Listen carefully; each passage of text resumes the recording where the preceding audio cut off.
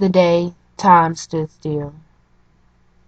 For me, it started off just like any other day in Miss Harrington's 7th grade social studies class. As we sat to ourselves, answering questions from our book, everything was routine. But what was to come was something that no one would ever forget. This morning was September 11th, 2001, and at 8:45 a.m., everything stood still. The people that worked in those office buildings are the ones that I wonder about. That morning, did they get to kiss their children before they walked out the door for work? Or did they slip out of the house unannounced in hopes of not waking up their sleeping children?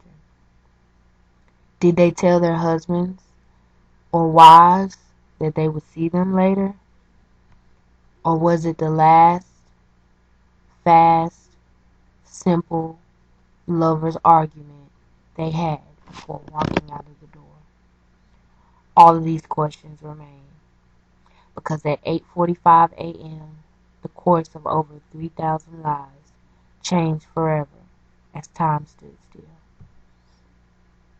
As a young kid of the age of 12, I myself don't know much about the government and politics. I could tell you that George Bush was the president, then serving his first term in office. But the things that I thought were important in my mind were trivial. I could tell you that I was still a dreamer, naive and unaware of the dangers that would come to America's doorstep that day as time stood still. I, like many of my other classmates, didn't know what it meant to be a terrorist. We didn't know that a terrorist could take over a plane and crash it into a building, killing thousands of innocent people in the process. In that very moment in time, I believed that something was taken from my young innocence.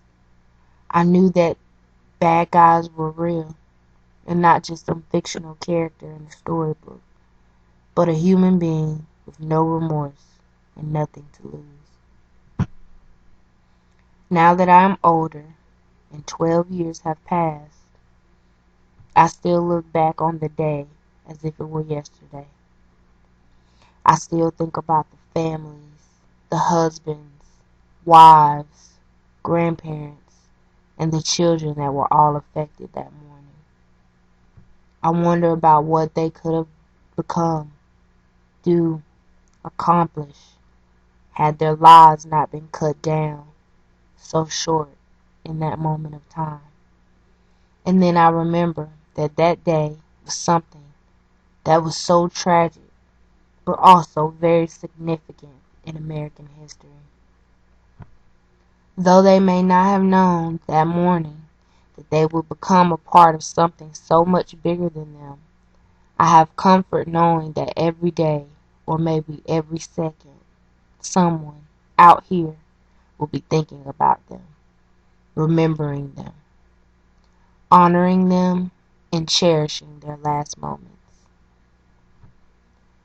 9/11 was a tragic part of our country's history, but it also stands as a symbol of how short life can be.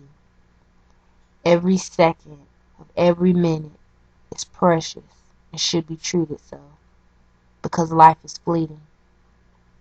Even though we don't do it as much as we ought to, take a second and stand and remember those who lost their lives on September 11th, 2001, because their lives and legacy is a true statement of what it means to be an American hero.